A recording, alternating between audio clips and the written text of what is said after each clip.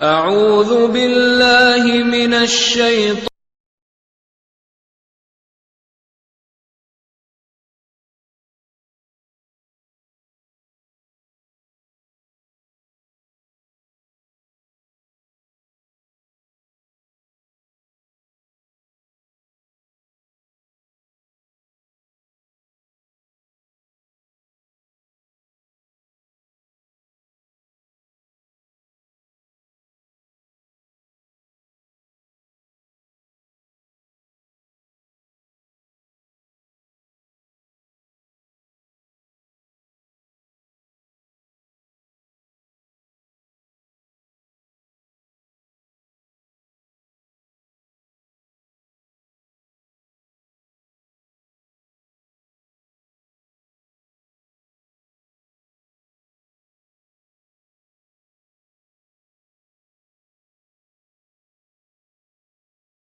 لا شيء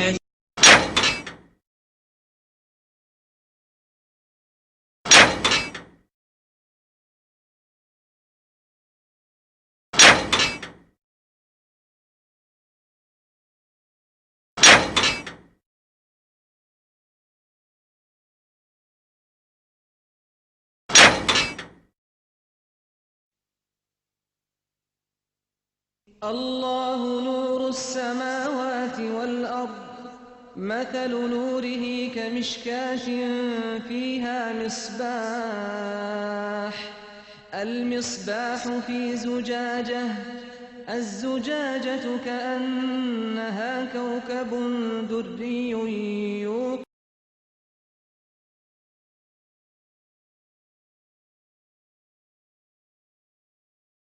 اعوذ باللہ من الشیطان الرجیم بسم اللہ الرحمن الرحیم هذا القرآن يوحدنا لطريق الخير يوجهنا الله تعالى أنزله ورسول الله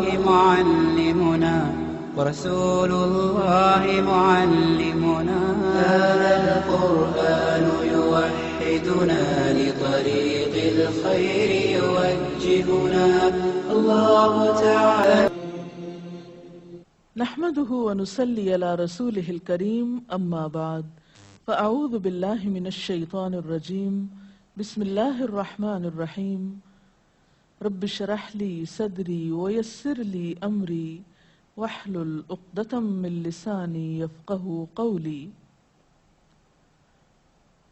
اللہ تعالیٰ نے انسان کو جن بڑی بڑی نعمتوں سے نوازا ہے ان میں سے ایک نعمت اولاد کی نعمت ہے۔ قرآن حکیم میں اولاد کی ولادت کا ذکر ایک خوشخبری کے طور پر کیا گیا ہے۔ ارشاد باری تعالیٰ ہے یا زکریا انا نبشرک بغلام اسمہ یحییٰ لم نجعل لہ من قبل سمیا، اے زکریا ہم تجھے ایک بچے کی خوشخبری دیتے ہیں جس کا نام یحییٰ ہے، ہم نے اس سے پہلے اس کا ہم نام کبھی کسی کو نہیں کیا۔ تو گویا اولاد کا دنیا میں آنا انسان کے لیے ایک خوشخبری کی حیثیت رکھتا ہے۔ ایک اور جگہ پر اولاد کو دنیاوی زندگی کی رونق اور زینت کہا گیا ہے۔ ارشاد باری تعالیٰ ہے المال والبنون زینت الحیات الدنیا، مال اور بیٹے دنیاوی زندگی کی زینت ہیں۔ اسی طرح انسان کے لیے اولاد ایک مددگار اور ایک بہترین غمخوار کی حیثیت بھی رکھتی ہے۔ اولاد سے انسان کی بہت سی توقعات بھی وابستہ ہوتی ہیں، لیکن اولاد والدین پر سب سے بڑا حق جو رکھتی ہے وہ تربیت کا حق ہے۔ اس لیے ہر والدین کو اس معاملے میں اپنی ذمہ داری کا ثبوت دینا چاہیے، اور قیامت کے دن اس کے بارے میں ان سے سوال بھی ہوگا۔ قرآن پاک میں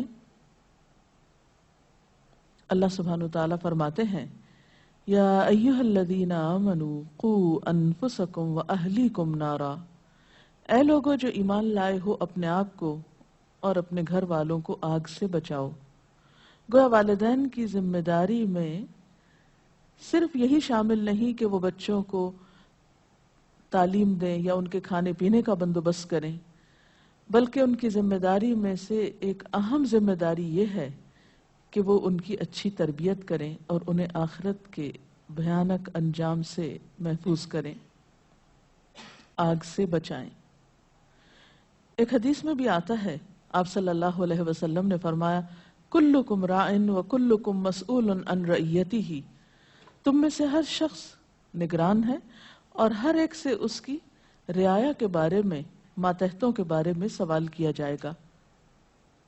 فالمرأة راعیۃ فی بیت زوجہا، اور عورت اپنے شوہر کے گھر میں نگران ہے، یعنی صرف باپ سے نہیں ماں سے بھی پوچھا جائے گا کہ اس نے اپنے بچوں کی تربیت کیسے کی۔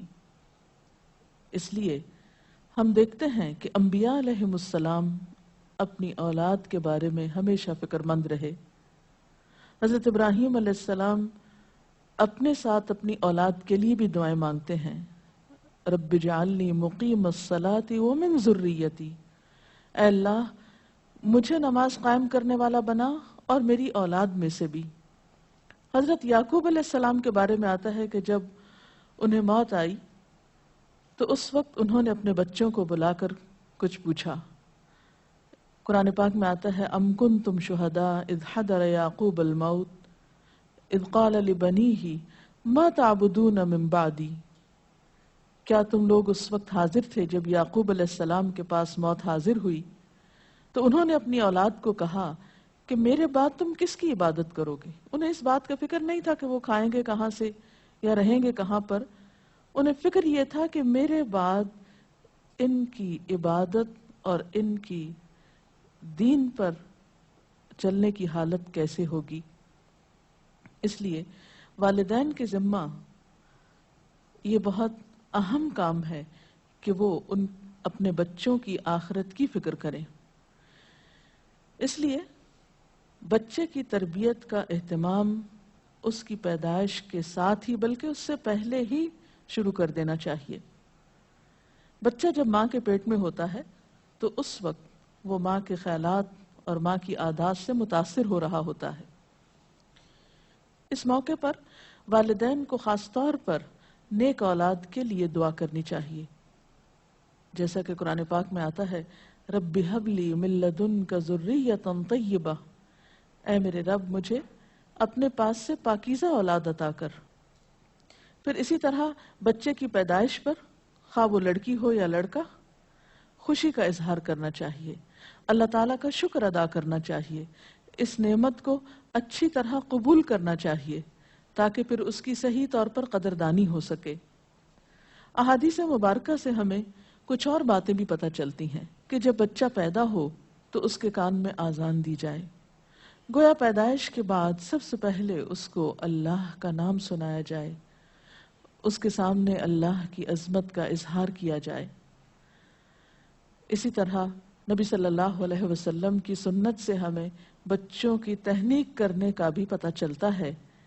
تہنیک سے مراد یہ ہے کہ کھجور چبا کر بچے کے تالو پر لگائی جائے، کیونکہ بچہ سب سے پہلی خوراک جو اپنے منہ میں لے کر جاتا ہے اس میں بھی خوراک دینے والے کی شخصیت اور عادات کے اثرات منتقل ہوتے ہیں۔ صحیح بخاری میں ابو موسیٰ اشعری روایت کرتے ہیں کہ میرے ہاں ایک بچہ پیدا ہوا، میں اس کو لے کر نبی صلی اللہ علیہ وسلم کی خدمت میں حاضر ہوا، آپ نے اس کا نام ابراہیم رکھا، ایک کھجور سے اس کی تہنیک کی اور اس کے لیے برکت کی دعا کی اور اسے میرے حوالے کر دیا۔ پھر اسی طرح بچے کا نام اچھا رکھنا چاہیے، نام ایسا ہو کہ جس کا مطلب بھی اچھا ہو، تاکہ بچہ اپنے آپ کو جب پکارا جانے پر اپنا نام سنے تو وہ اچھے لفظ کو بار بار سنے۔ ایسا نام نہیں رکھنا چاہیے کہ جس کا پروننسیشن، تلفظ یا معنی اچھا نہ ہو۔ اسی طرح نومولود یعنی نئے نوزائیدہ بچے کے بارے میں یہ حکم بھی دیا گیا ہے کہ ان کے ولادت کے 7ویں دن ان کے بال منڈائے جائیں۔ بعض حکماء نے اس کی یا اطباء نے اس کی حکمت یہ بیان کی ہے کہ سر مڑنے سے سر کے مسامات کھلتے ہیں، نگاہ، سماعت اور سونگھنے کی قوت کو فائدہ پہنچتا ہے۔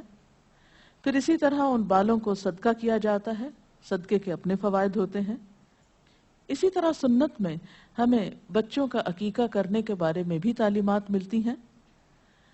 عقیقہ کرنے میں ایک حکمت یہ ہے کہ انسان اپنے رشتہ داروں کو، غریبوں کو، ہمسایوں کو اس خوشی میں شریک کرتا ہے، اس موقع پر ان کے لیے گوشت بھجواتا ہے، یعنی عقیقے کے جو بکرے ہیں ان میں سے۔ پھر اسی طرح بچپن ہی سے بچوں کے ساتھ محبت اور شفقت کے ساتھ پیش آنے کا حکم ہے۔ بچہ صرف غذا کا ہی محتاج نہیں ہوتا، محبت و شفقت اور کیئر کا محتاج بھی ہوتا ہے۔ نبی صلی اللہ علیہ وسلم کا ارشاد ہے، جو ہمارے بچوں پہ شفقت نہ کرے اور ہمارے بڑوں کی عزت نہ کرے وہ ہم میں سے نہیں۔ پھر آپ دیکھیے کہ تربیت میں صرف محبت و شفقت ہی کافی نہیں ہوتی، بلکہ اس کے ساتھ ساتھ بچوں کو ڈسپلن سکھانا بھی بے حد ضروری ہوتا ہے۔ پھر یہ ہے کہ بچوں کی تربیت کے مختلف پہلو ہیں۔ ان کی تربیت میں ان کی ایمانی تربیت، اخلاقی تربیت، جسمانی تربیت، عقلی تربیت، نفسیاتی تربیت، معاشرتی تربیت، یہ تمام چیزیں شامل ہیں۔ ایمانی تربیت کا معنی یہ ہے کہ بچہ جب پیدا ہو تو اس وقت اس کے دل میں، جیسے کہ اذان سب سے پہلے دی جاتی ہے تو اس کے کان میں سب سے پہلے اللہ کا نام جاتا ہے، تو ایمانی تربیت کا مطلب یہ ہے کہ اس کے دل میں اللہ کی محبت پیدا کی جائے۔ حضرت عبداللہ بن عباس سے روایت ہے کہ رسول اللہ صلی اللہ علیہ وسلم نے فرمایا، اپنے بچوں کو سب سے پہلے کلمہ سکھاؤ، 7 سال کی عمر میں نماز کا حکم دو۔ گویا پہلا کلام جو بچے کا ہو وہ اللہ کے نام کا ہو، اور جب بچہ کچھ شعور کی عمر کو پہنچے تو وہ باقاعدہ طور پر نماز کی شکل میں اللہ کے ساتھ اپنا تعلق قائم کرے۔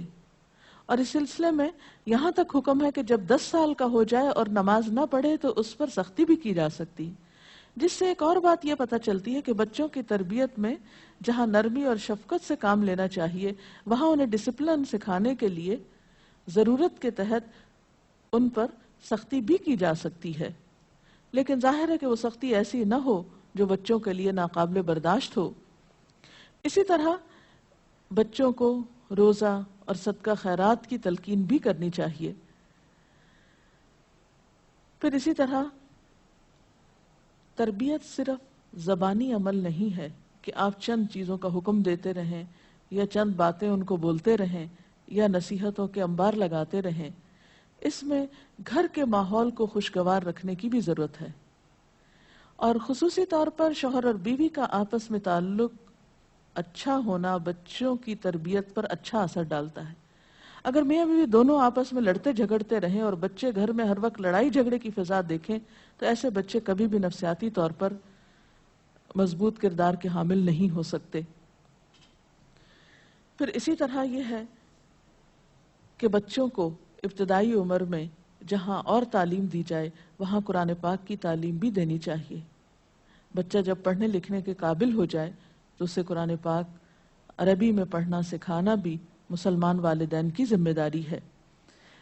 ایک روایت میں آتا ہے، آپ صلی اللہ علیہ وسلم نے فرمایا، اپنے بچوں کو 3 باتیں سکھاؤ: نبی صلی اللہ علیہ وسلم کی محبت، اہل بیت کی محبت اور قرآن کریم کی تلاوت۔ اللہ تعالیٰ کی محبت کے بعد نبی صلی اللہ علیہ وسلم کی محبت، صحابہ کرام کی محبت، اہل بیت کی محبت، اور اس کے ساتھ ساتھ پھر بڑوں کی عزت اور دوسرے انسانوں سے محبت اور شفقت کا برتاؤ بھی والدین کی ذمہ داری ہے کہ وہ اپنے بچوں کو سکھائیں۔ اور نہ صرف یہ کہ انسانوں کے ساتھ بلکہ جانوروں کے ساتھ اور ہر ذی روح کے ساتھ شفقت اور ہمدردی کا معاملہ کرنا، اس کی تعلیم دینا بھی والدین کے ذمہ ہے۔ اسی طرح ماحولیات کا خیال رکھنا، یعنی اپنے ماحول کو صاف ستھرا رکھنا، یہ ذمہ داری بھی والدین پر آتی ہے کہ وہ بچپن سے ہی بچوں کو اس طرف متوجہ کریں.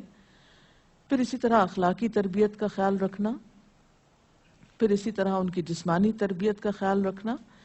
ماں کو خاص طور پر قرآن پاک میں حکم دیا گیا کہ وہ بچے کو بچپن میں دودھ پلائے.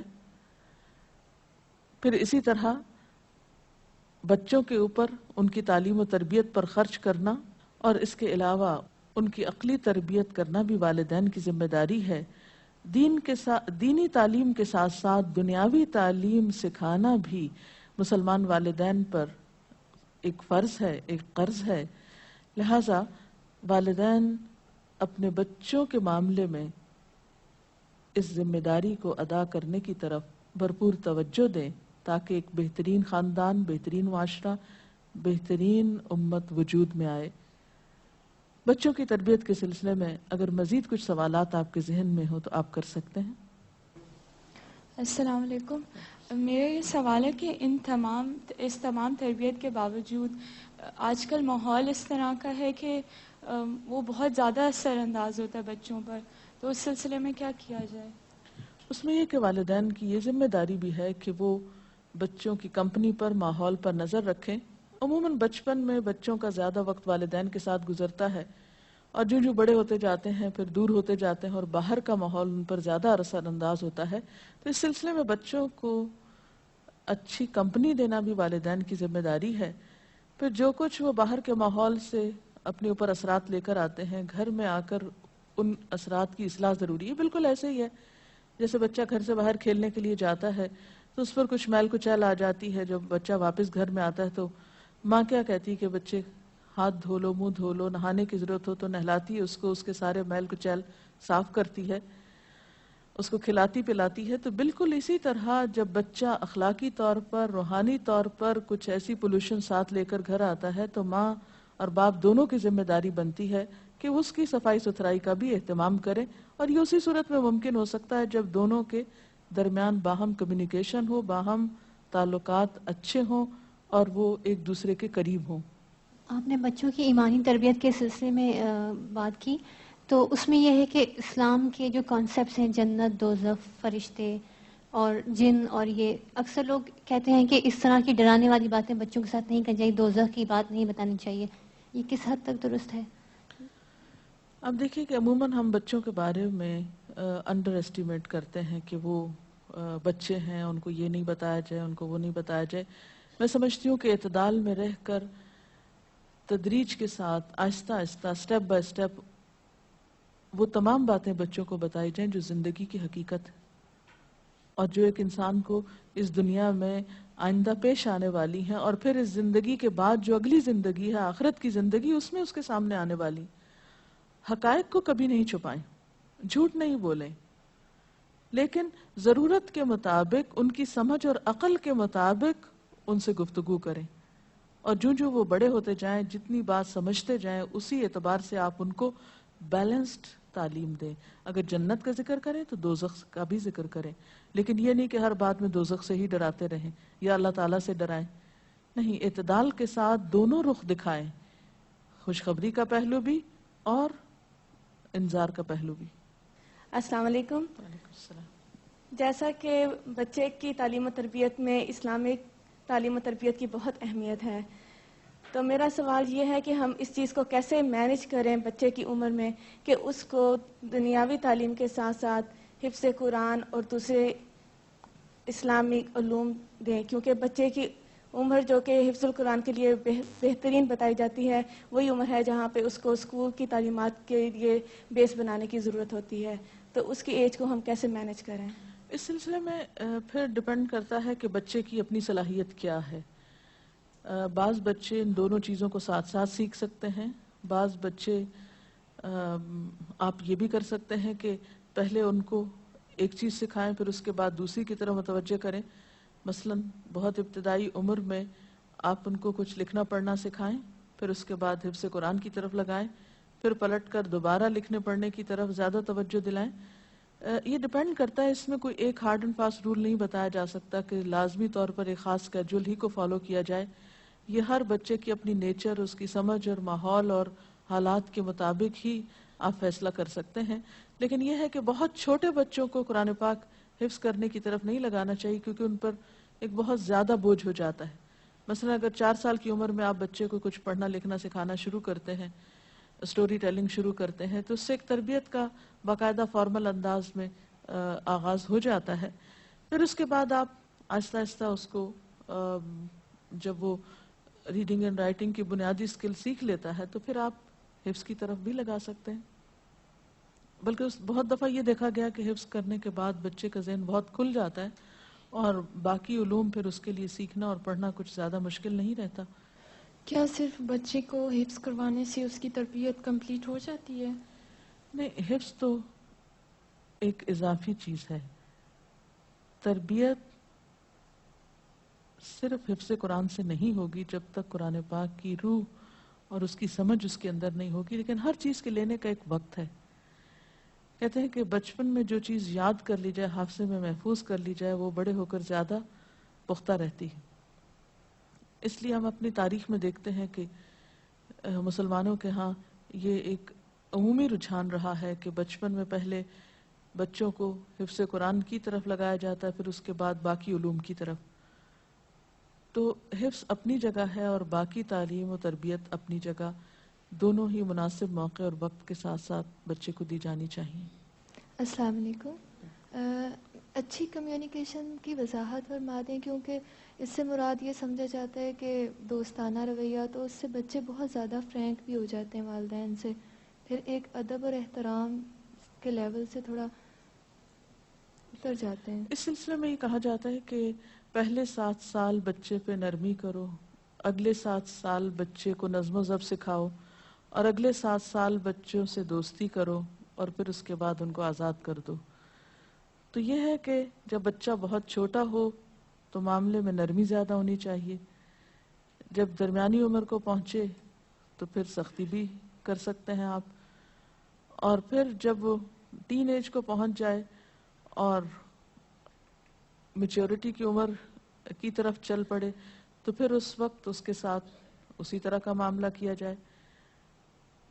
تو یہ مختلف عمر کے حصوں میں مختلف طریقے آپ اختیار کریں گے. ہمیشہ ایک ہی چیز کام نہیں کرتی، کیونکہ انسانی نفسیات بہت مختلف طرح کی چیز ہے، اور اس معاملے میں حکمت سے کام لینا چاہیے تاکہ بے جا نرمی اور ناجائز سختی بچے کی تربیت میں خلل نہ ڈالے اور اس کے اندر بگاڑ نہ لائے. اللہ تعالیٰ سے دعا ہے کہ ہمیں بہترین عمل کی توفیق عطا فرمائے. اس کے ساتھ ہی آج کے پروگرام کا وقت ختم ہوتا ہے. اجازت چاہتے ہیں. السلام علیکم ورحمۃ اللہ وبرکاتہ. اللہ اکبر اللہ اکبر لا الہ الا اللہ واللہ اکبر اللہ اکبر وللہ الحمد.